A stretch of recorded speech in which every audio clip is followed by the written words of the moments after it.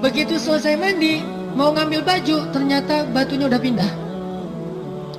Nabi Musa ambil kayak semacam galah gitu, dia tarik bajunya pakai galah. Pas dia mau narik bajunya pakai galah, batunya lari, membawa kabur bajumu Musa. Itu disebutin di akhir surat Al-Ahzab loh. Ini bukan dongeng, kisah Al-Quran. Ini bukan dongeng, kisah Al-Quran. Ini bukan dongeng, kisah Al-Quran. Walaupun kisahnya pendek, tapi ditafsirkan oleh hadis Nabi. Batunya lari tuh, bawa kabur bajunya Nabi Musa. Habis pakai baju karena marah sama batu, akhirnya dipukul tuh batu sama Musa sampai batu itu retak. Nah, ini bapak Yahudi iseng. Musa nggak pernah mau mandi sama kita. Mungkin dia mah biritan kali ya. Nabinya dibilang biritan. Tahu biritan? Yang bijinya gede dua begitu. Kondor. Itu Nabi dibilang kayak gitu. Saking zolimnya Bani. Nah, kemudian Allah kasih mujizat yang luar biasa untuk menjawab mereka. Nabi Musa itu mandi di kali sendirian. Bajunya ditaruh di batu. Nah, batunya ini lari. Orang zaman dulu nggak asing bang. Batu itu semakan-akan hidup misalnya gitu. Batunya itu lari, bawa-bawa bajunya Nabi Musa. Nabi Musa kan teriak, tahu bihajar itu, tahu bihajar itu. Apa namanya? Baju gue, bawa mari pulang gitu. Itu Nabi Musa kan nggak apa namanya? Nggak ngeh, bawa lagi telanjang. Ni Nabi cerita satu hari Nabi Musa pergi mandi seorang, sangkut pakaian pada batu, pakai kain basahan. Alah, kain basahan ni kan buat syarat nutup ya, tutup. Tiba-tiba batu tempat dia sangkut itu fafarral hajar bisaubi, batu tu lari. Kita tengok ya cerita ni, tapi sebab Nabi cerita takkan nak nanya ke kan, batu tu lari. Fajama Musa bi asari yaqul saubi hajar. Nabi Musa pun kejar batu tu tanpa dapat berpakaian yang sempurna, pakai kain basahan yang kecil tu je. Dia kejarlah batu tu, oi batu, baju aku, oi batu, baju aku. 2-3 kali dia menyebut. Hatta nazarat Banu Israel ila sawati Musa faqalu wallahi ma bi Musa min ba'sin fara'ahu uryanan ahsana ma khalaqallah. Masa Nabi Musa berlari, Nabi cerita kain dia tak cukup nak tutupnya.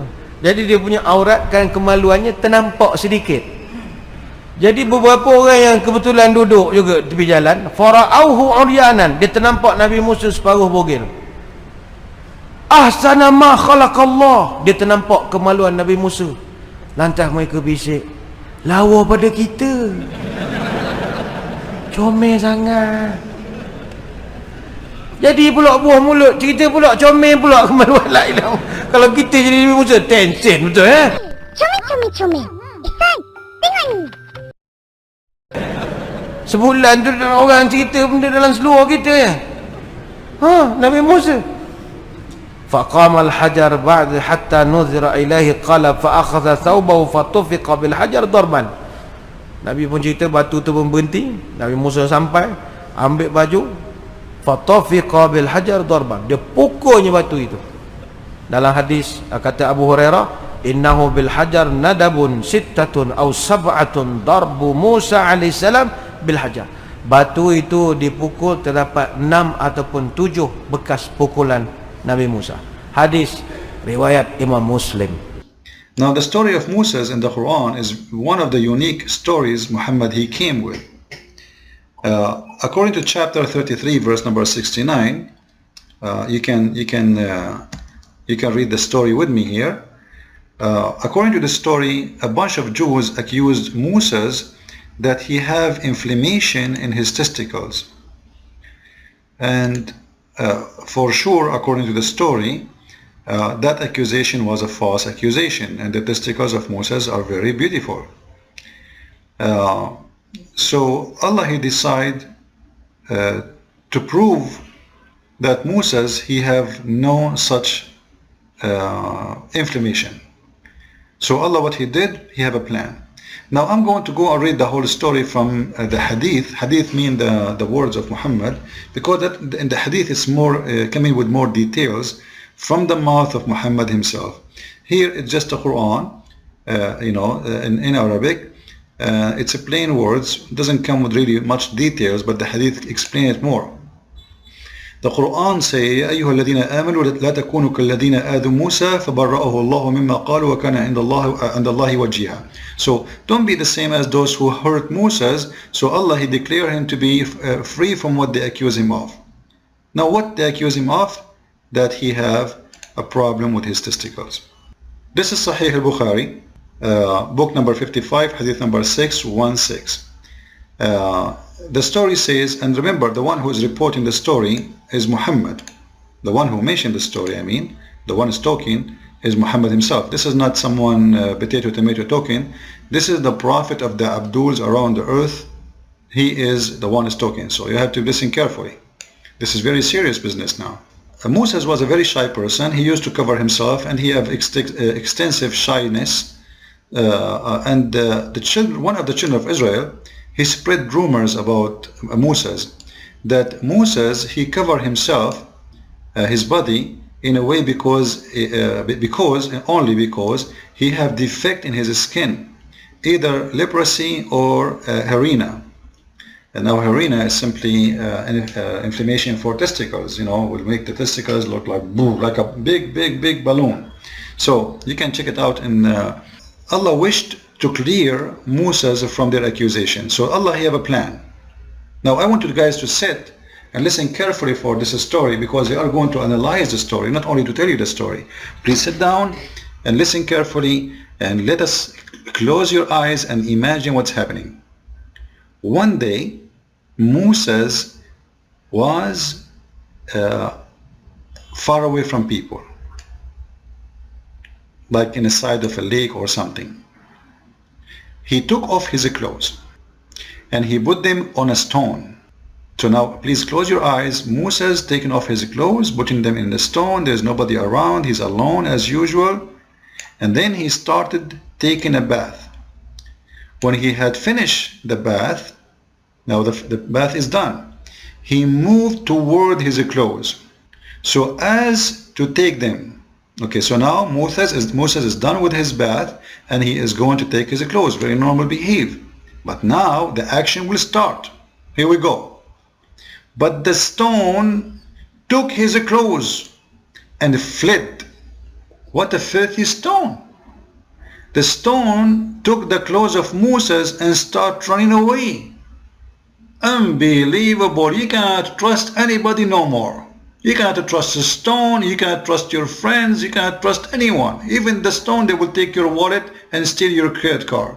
So, but the stone took his clothes and fled, and look what Moses did, which is really amazing, smart move of Moses. Moses picked up his stick and ran after the stone. Now listen carefully here. Later we will find out why Moses took the stick with him. You see, Moses is not anyone. This is Moses. This is Moses. This is not Muhammad. Moses is different. We have to admit. Moses, he will never run after the stone without his stick. No way. So he picked up his stick and ran after the stone. And Moses now is speaking to the stone. Look what he's saying. Run after the stone, saying, "Oh stone, give me my garment." You know, guys, this is really a touching moment. When a stone is running in the desert or in the middle of nowhere, and you are totally naked, and the stone have your garment, and now there is a conversation between you and the stone. What he say to the stone? Give me my garment. All what Moses want is his garment. He don't want his wallet. He don't want his money. He don't want anything. He just, please give me my garment and take the rest. The stone don't listen. The stone keep going. The stone keep going. Moses keep going, chasing each other, and he is going after the stone until he reach a group of Bani Israel. Group of Bani Israel mean the Jews. Maybe he reached the middle of the town, and then they saw him naked. That's amazing action movie.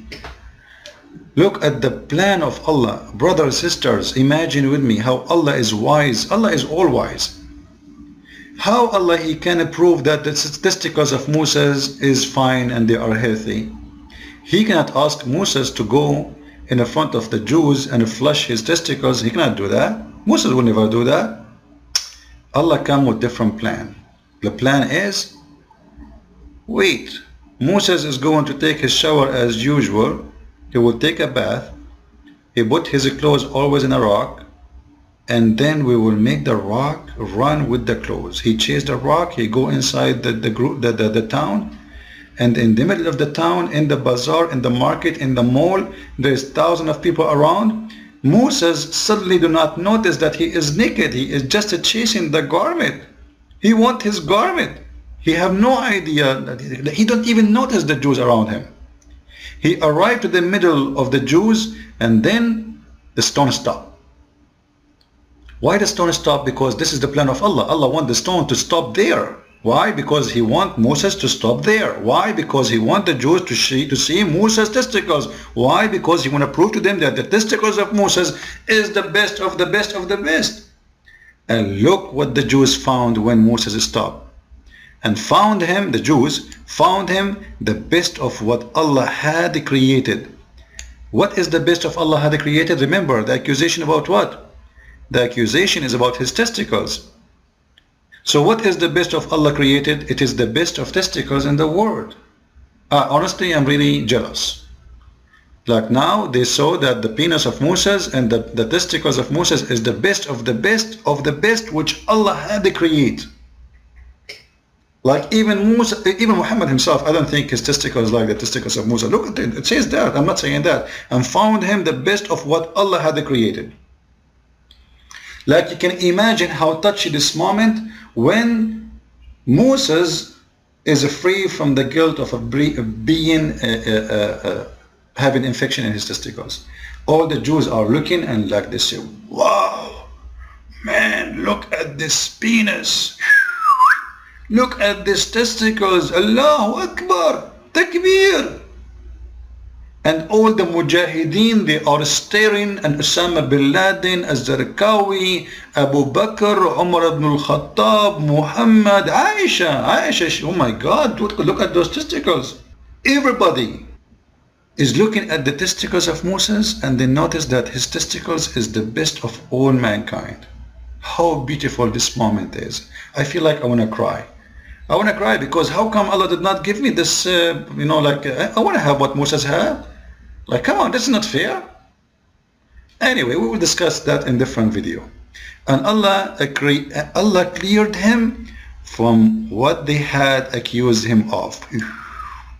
You see the amazing intelligence plan of Allah? Like this is, come on, who can do such a plan except Allah? Like, come on, just be honest with me. Who can do a plan like this? Anyone in the world. Like, have you ever heard about any religion? Any God in the world, he come with such a plan? No way. That's impossible. That is a very clear proof and sign that Allah must be the true God. Look, first, here there is suspense in the story. And the story has actions. And the story have good guys and bad guys. And the story involves a stone running. And Moses is chasing the stone. And Moses is not asking even why the stone is running. It's something normal for him. It looked like at that time stones used to run always. Like, actually once I was jogging in the park and there was a stone was running with me.